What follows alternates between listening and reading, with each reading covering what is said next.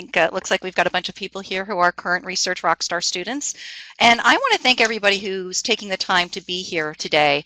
This is a really important topic, customer lifetime value.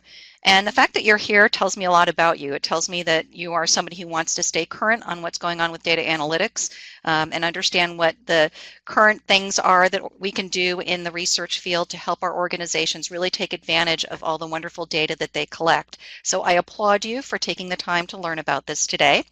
And most importantly, I would like to introduce Evan Oster, who's going to be our guest instructor today.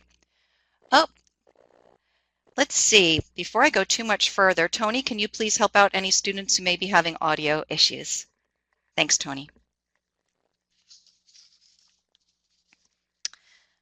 Evan is a great resource for us to have here at Research Rockstar. I've been getting to know Evan quite a bit lately, and Evan is a very rare breed. He's one of these researchers who has experience with both big data and what we would call small data. Now, I personally live more in the small data world. That is, I have a lot of experience with survey research. And Evan is one of these folks who really has done an extensive amount of work in both realms, big data and small data. He has true hands-on experience with big data and data analytics.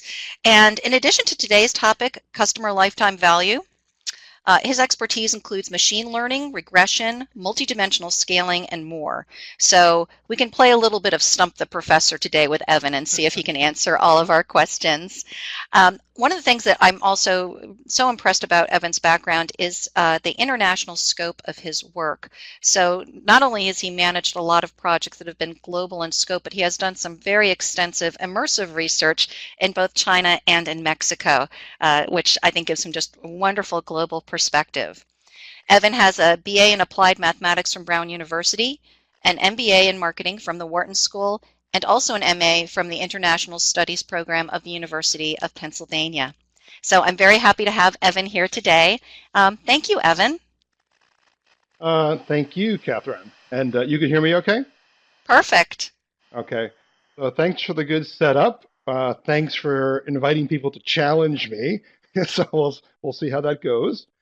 And I also think it's an important topic. And as you said, I've done both very much survey-based research, and I've worked also in research related to more behavioral data.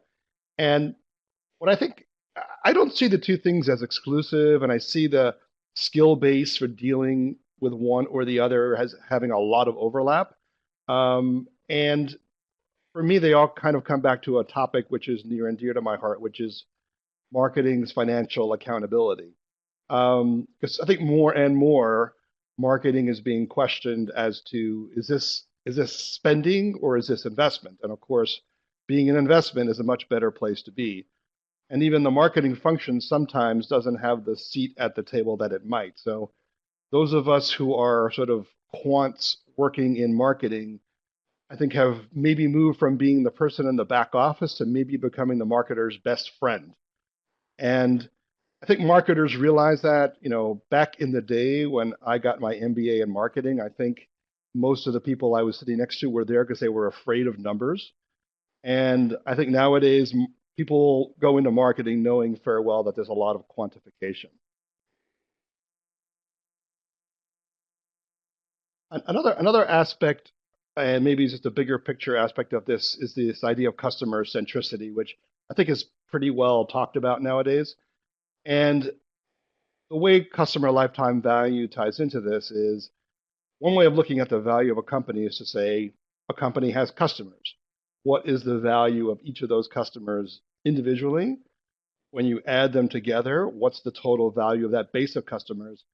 And really, at that point, you may be 60 to 90% toward the value of the entire company. Of course, a company might own some tangible assets and so on, but for most consumer-driven companies, most of their assets are intangible, and the biggest asset is the customer base. So there's both sort of a big picture theory of why does this matter and also sort of a practical aspect to it. The first kind of idea here is that not all customers are created equal. And I don't know if that maybe sounds, non-egalitarian or offensive. And as you said, I've worked in many cultures. I'm an American, but I've lived and worked in Mexico and Latin America as well as in China. So actually, not every culture regards egalitarianism as essential. But even if you do, it's fair enough to say that, if you guys have looked at consumer data, and I've looked at it in categories like alcohol, telecommunications, media, credit cards, there's always a big split. It's typically an 80-20 kind of split. And it just makes sense to me that a company should treat customers, everybody well, but some customers differently depending upon their value to the company.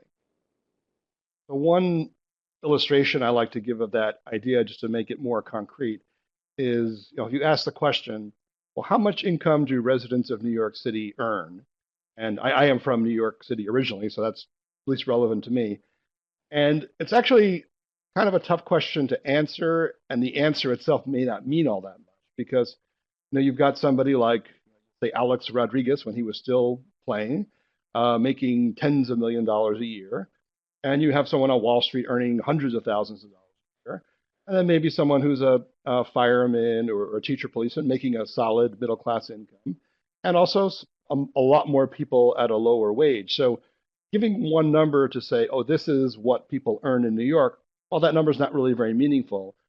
And probably if you had to give one number, the more meaningful number is the median because a few of the highest value people bring it up. But this is sort of the concept in customer lifetime value is every company's got a few Alex Rodriguez's who are contributing a big piece of the value to the company. And they have a whole larger base of lower value customers. And in fact, maybe some customers who they're losing money on. So customer lifetime value is, and we're talking about doing this person by person, and we're not talking about it doing it theoretically. We're talking about doing it quantitatively and doing calculations. It's basically looking at each customer, looking at how recently they've transacted, how well they've been retained, how frequently they transact, and what is the value of each transaction. And Catherine and I were talking about this topic in advance to make it just to make sure it's kind of relevant to people. But the customer lifetime value as an idea has been around for a while, and the earliest direct marketers really cared about these things because they were mailing expensive things printed through the mail, and they wanted to know the value of a customer and whether it was worth making a mailing. And it's also been adopted by companies over the years who have direct transactions with customers. For example, telecoms, banking, airlines, retailers with loyalty programs. But I think what's boosted the interest in the topic is pretty much every online company has this information and they have the ability to exploit it to their advantage.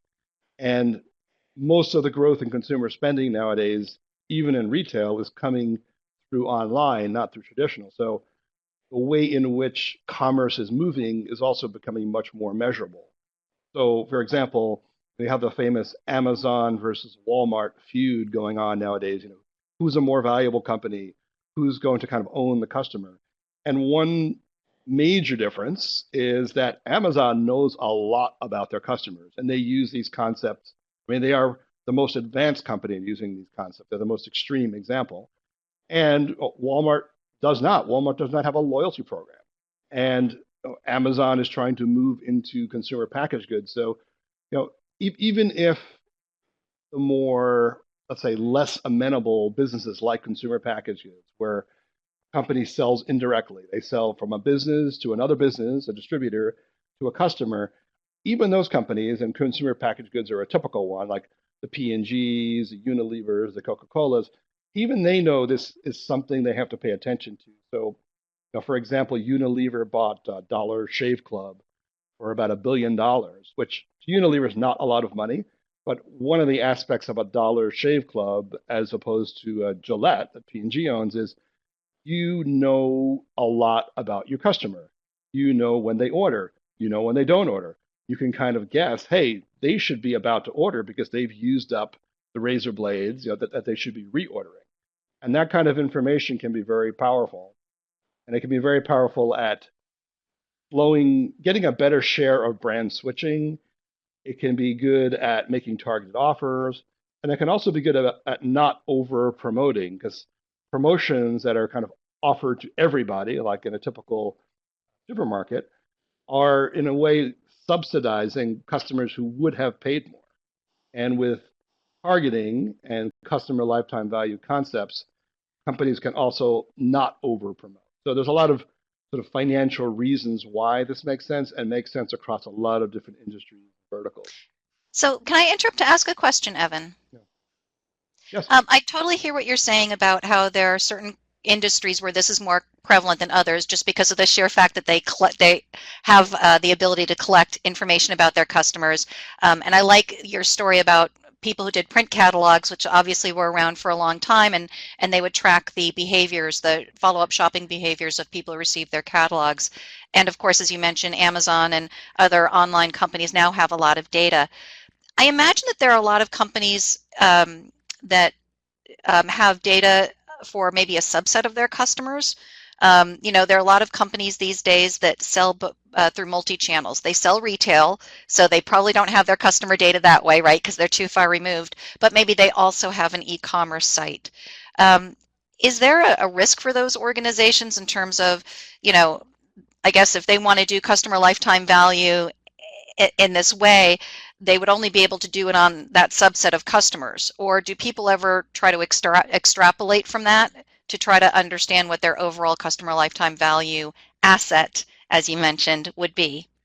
Right, right. I mean, my sense is that retailers are applying these concepts, or I feel like they should if they're not. And yes, there can be some holes in the data. Certainly, when someone's buying online, all that information is captured. There's other ways in which retailers can identify customers. For example, I drink a lot of Starbucks coffee. I have the Starbucks app. And the Starbucks app, it tracks what I buy, gives me loyalty points. It's a form of payment. So they're capturing, everything for me. Well, maybe the person who transacts right after me does not have the app or does not yet have the app. But the penetration of identifiable transactions at retail is good enough, for them. And of course, they're really not selling online. They're selling everything in a store.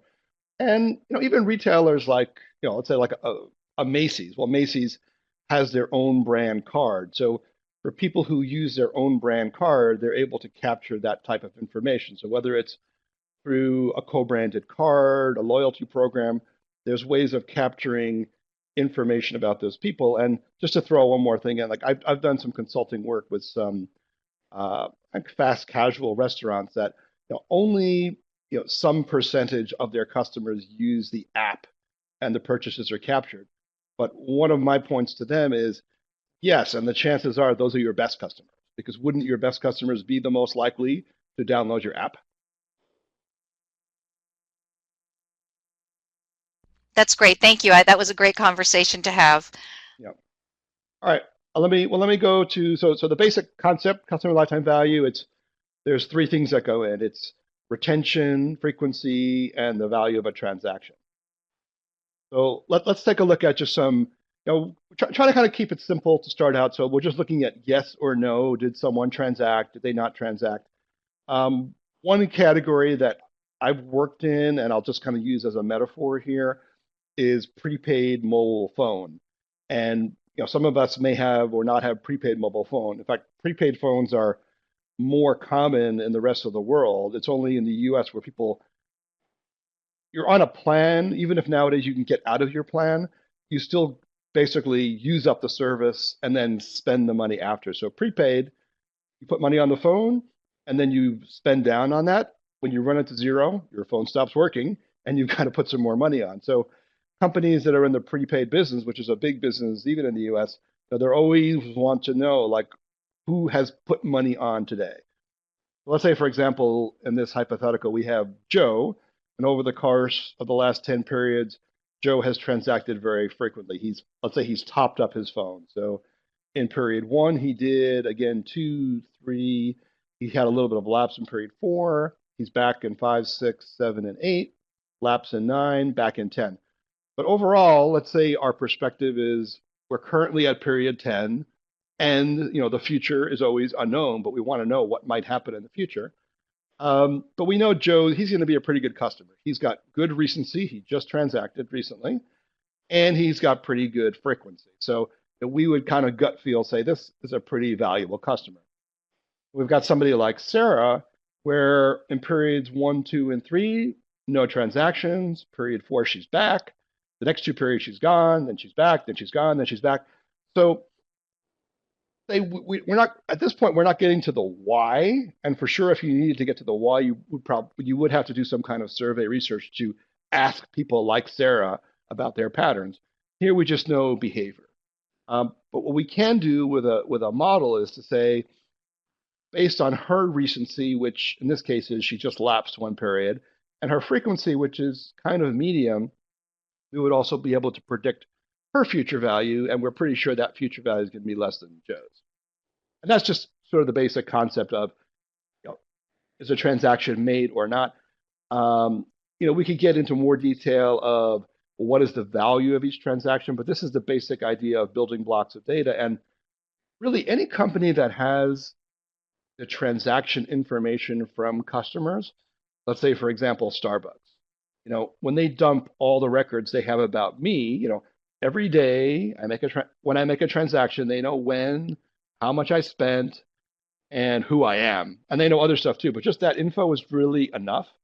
And many companies have that level of detail. And in fact, it's relatively easy to get that data out of an IT system and not have to be so reliant on an IT department to be a facilitator of this analysis. Basically, it's dump me the transactions and I will take care of it. Maybe they'll be glad to hear. So you can see there's a lot of possible patterns of zeros and ones and zeros. The good news is that in the way these models work, really only a few summary numbers that matter person by person. One is the recency. So for example, Joe, his recency was period 10, very recent, made a transaction. His frequency over this time period we're looking at was 8. His average value per transaction is 28. And that would be different from example, I'm just going to look at Sarah, where her most recent was period 9, so she lapsed a bit. She's only had 3 transactions, and her average value per transaction is 11. Now, the sort of magic that comes in here, and it's magic which is obtainable to all of us, is applying some mathematical models. And at a very simple level, it starts from some relatively straightforward probability distributions that think, I think most people on the call have probably taken a intro stats course, if not more. And it uses things like a binomial distribution, a geometric distribution. It takes it to a level a little bit more complicated than an intro course. But if you understand those concepts, we're not asking you to develop these models, we're just asking you to use them. And if you have that understanding, you can understand what's going on here. And there's 2 underlying processes that are being modeled. One is whether or not in a given time period somebody's going to transact, and also whether or not in a certain time period somebody is going to attrite. Are they going to go away as a customer? So let's say, for example, with Sarah, every time she goes 2 or 3 periods without transacting, we're thinking, it's possible she's never coming back, and so we attach a probability, and each time we update it, depending upon her past behavior, if more time goes by without her transacting, the probability is, maybe she's just not a customer anymore. Whereas somebody like Joe, he just transacted. Well, we know as of this moment in time, he is 100% a customer. That might change over time. So one is modeling the probability of still being alive as a customer through attrition. And then the other is what's the probability of transacting. So if you are still alive, there still is a chance you could transact. What's the probability you will? And for Joe, that probability is a lot higher than it is for Sarah. And for me, the one of the part of the power of these models is it doesn't just look at an average and apply it to everybody. It doesn't treat Joe and Sarah the same way, just like it wouldn't treat the Alex Rodriguez person and the person working in fast food the same way. It has the ability to say, no, this person, their probability of transacting is much higher based on their history. And that's why these models can be so accurate at predicting both individual behavior, and also the cumulative behavior of the whole customer.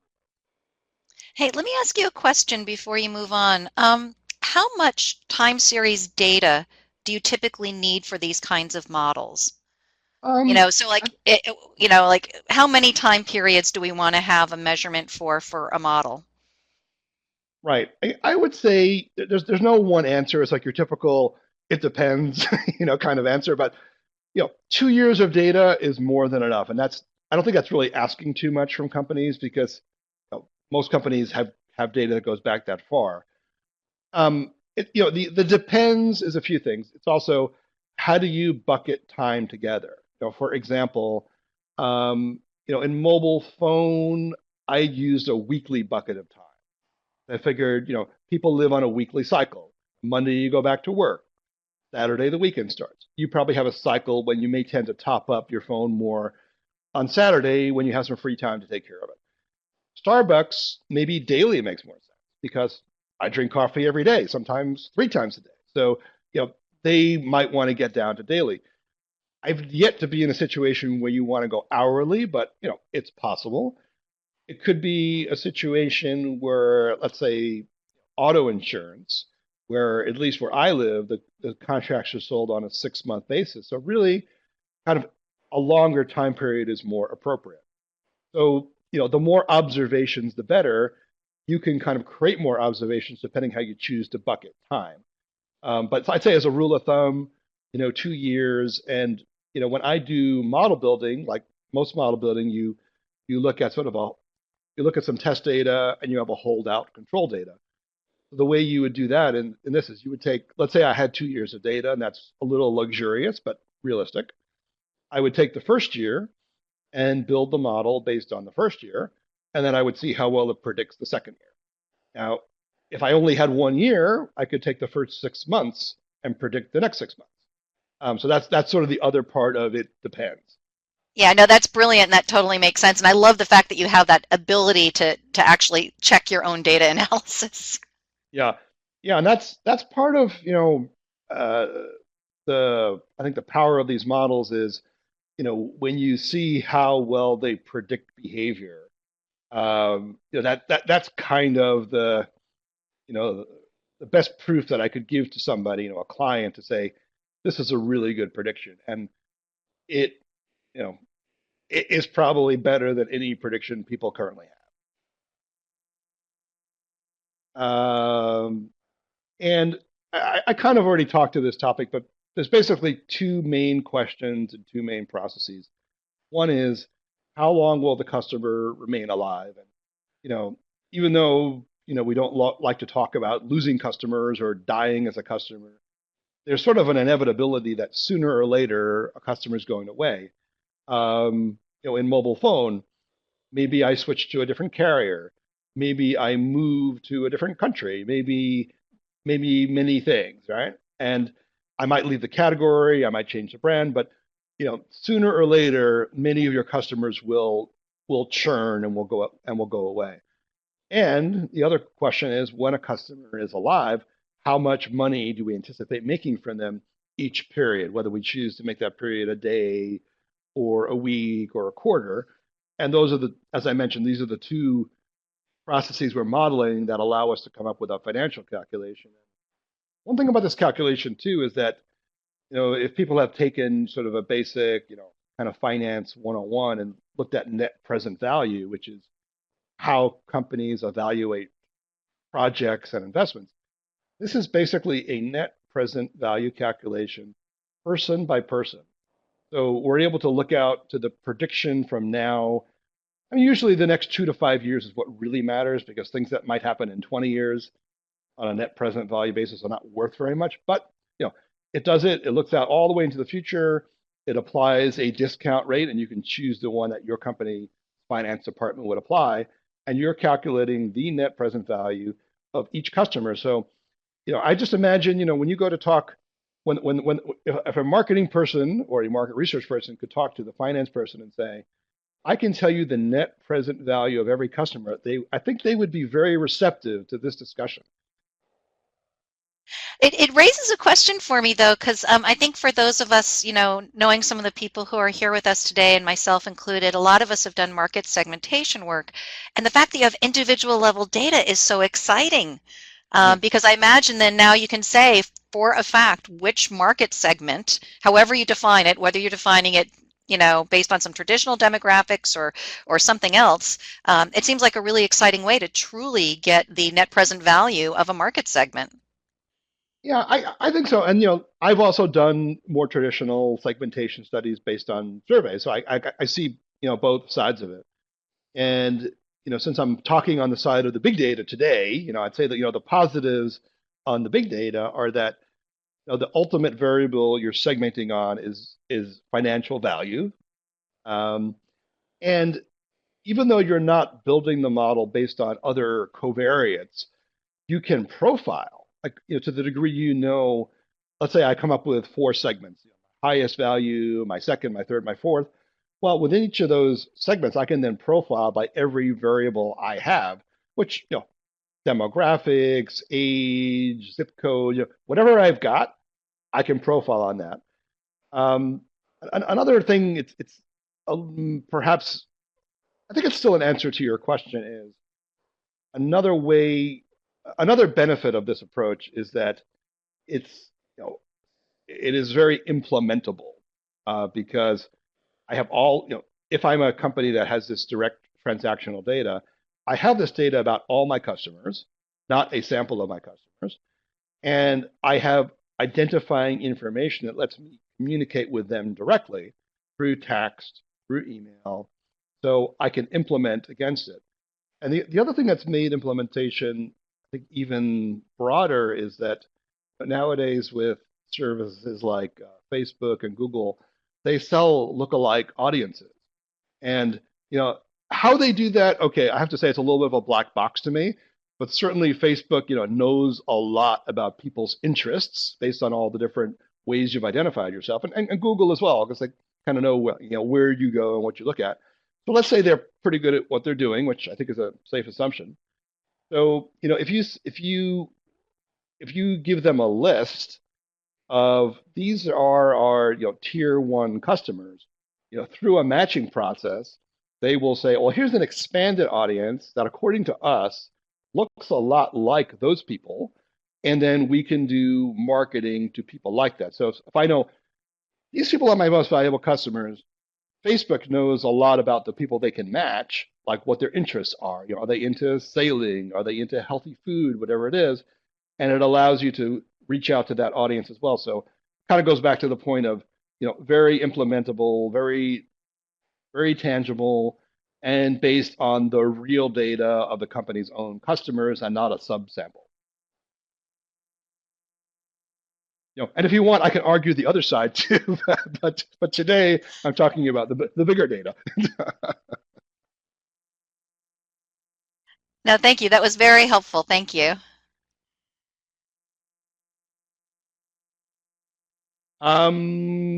Let's see. I mean, I'm out of like formal slides, but I don't know if any questions have been coming in, or you have a question for me, or kind of open to anything. Well, well, I actually have a couple more questions, but I also want to invite the attendees today to type in any questions that you have. While you guys, if you'd like to type in some questions, I'm going to ask Evan a couple more that I have. Um, and a couple of practical points that I wanted to bring up. Um, I imagine that some of our attendees work at companies that may have this kind of customer data, but may not have gotten to this point yet. They haven't started to do these types of models. Um, is it a good idea to sort of, go to the CMO, or like you said, maybe it's the CFO, and suggest doing this kinds of research? Is that something that you think is welcome? Yeah. Well, clearly I say yes, right? And and I to some degree, okay, there's a personal decision of what's the politics of the organization and so on and so forth. But I say yes, and I think with the way I would go about it is, go about it talking the language of business. You know, don't start out with the techniques and the probabilities, but go about it saying, this is a way to grow revenue and profit for our business. by doing better segmentation and targeting based on financial value. And another aspect that I like about it, it's also not only a way to grow the top line, but I think it's a way to grow the bottom line because many companies over promote. I mean, so if you basically can sell the same amount to a certain group of customers and not discount as much, even that is a bottom line gain. I think if you're talking, if you're talking at the level of CMO, CFO, I think you have their attention at that. And okay, I think the next question is, you know, well, do we have the data to do this? And if you have, as I said, this very simple transactional data, which is a transaction is a date timestamp, an identifier of the person who made the transaction, and the amount. Really, really, really simple. It'd be nice if you have more. That is enough. And the answer to that question is probably yes, we have that. And and then you get into, well, okay, how do we apply the techniques? I mean, I could certainly, you know, go into how to get started, but it's all within reach. It's all practical. You wouldn't be inventing these things. You'd be applying methods that have been developed by others. So to me, those are all the good reasons. I mean, another uh, buzzword that would tend to catch on, I think, is management thinks in terms of acquisition and retention. So this is a method which also improves both. Yeah, We I already love talked. that. I love tapping into that because that's definitely words I hear from more of like the CMO type people. Right.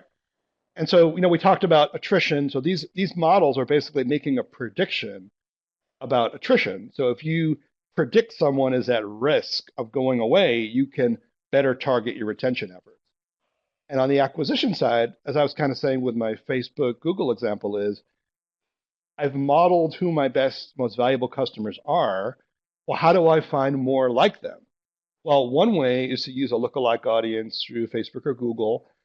Another way, and this would not be an initial conversation with the CMO, CFO, but it's a really good idea if every customer, when they are acquired, to track how they were acquired. Because later on, when you figure out who the most valuable customers are and you profile them, if you can profile based on how they were acquired, like let's say word of mouth, referral. Oh, well, referral brings us the most valuable customers, which is pretty typical.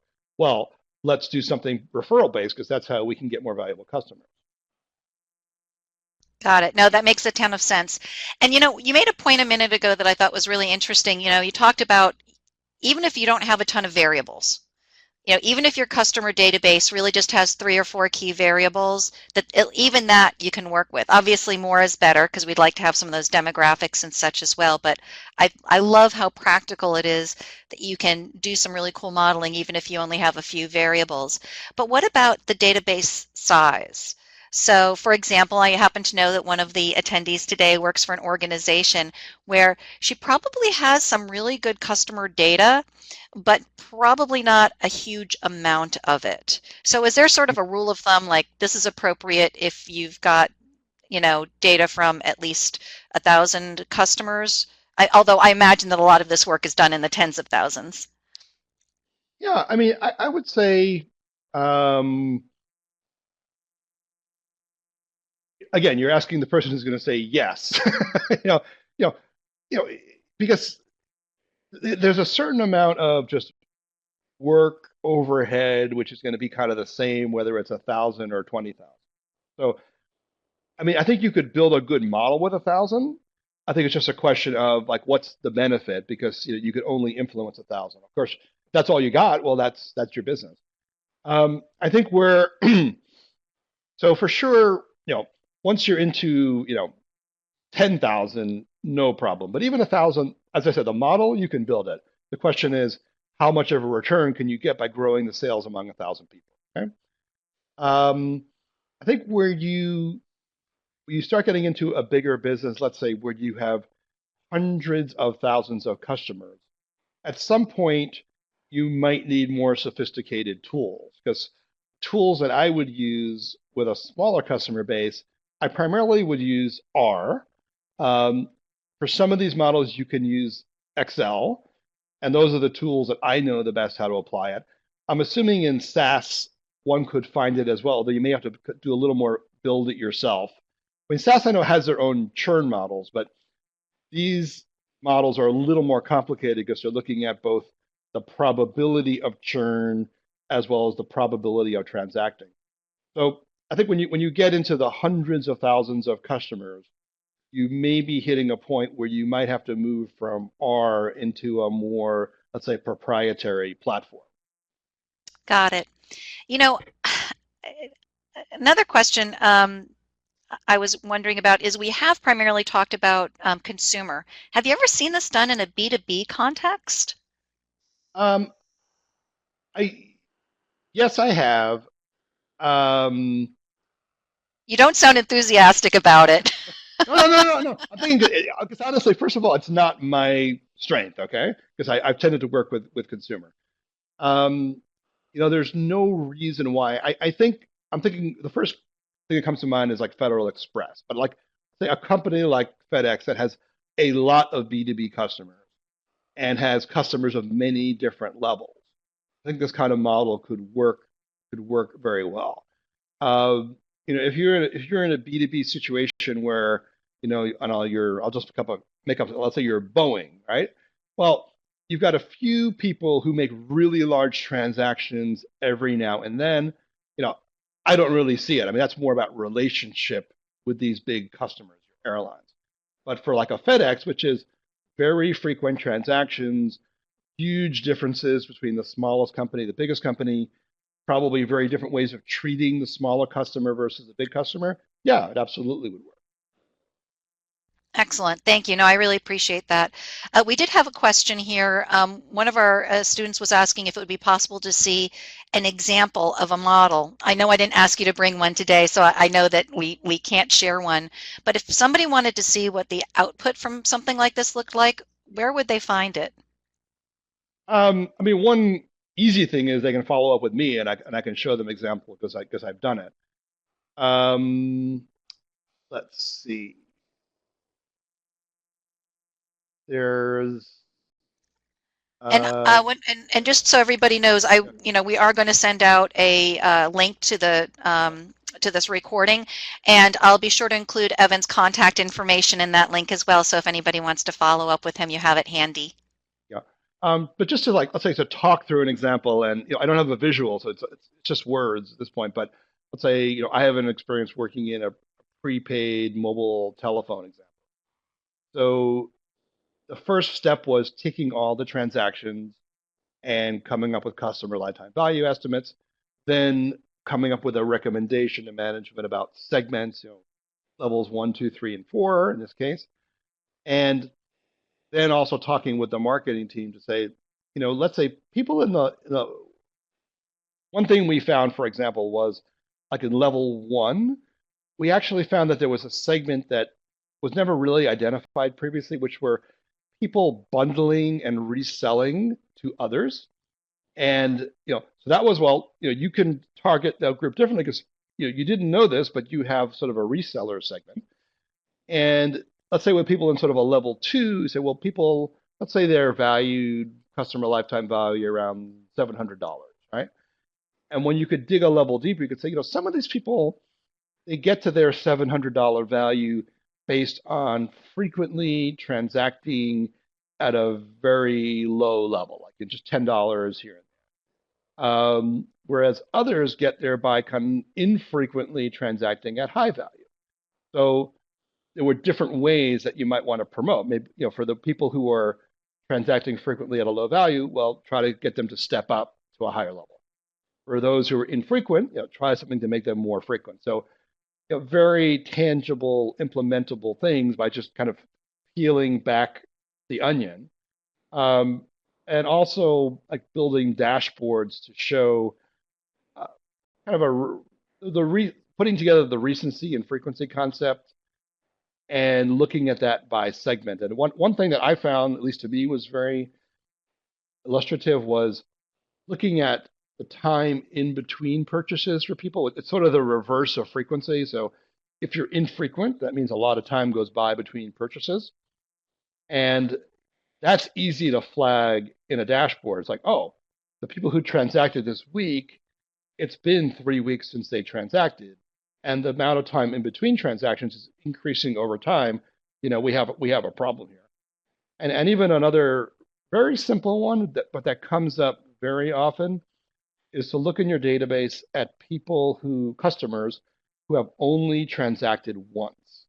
And it would be very predictable if that was at least 30% of your database. You will have a lot of people in your database who transacted just once. And it then raises the question of, well, what could you do to get people to transact a second time, a third time? And how how soon after that one transaction you start to worry they're never coming back and to do something. And that's just that one topic of the one-time transactors. Now, you might not think that before you go in your data. You might think, oh, they're in there often. But in fact, there will be a lot of people who are just in there one time. That's fascinating, and I love I know that that's an issue for a lot of organizations, so I think that's great that this is something that that can be used. Fantastic. Um, Evan, I just want to ask you one last question in closing. And that is about skills. So I suspect that, or from knowing most of the people who are here today, some of these folks are people who have, what we would consider a traditional market research background. People have done perhaps a lot of surveys and focus groups and in-depth interviews. If they want to start moving in this direction, what specific skills would you recommend that they consider developing? Well, I would say, let's assume that people have been exposed to a kind of a stats 101 class. So Mhm. things like the binomial distribution, geometric distribution are familiar. Although nowadays it's so easy to Google them and read them on Wikipedia, so I find myself like refreshing my knowledge, that I learned like a long time ago.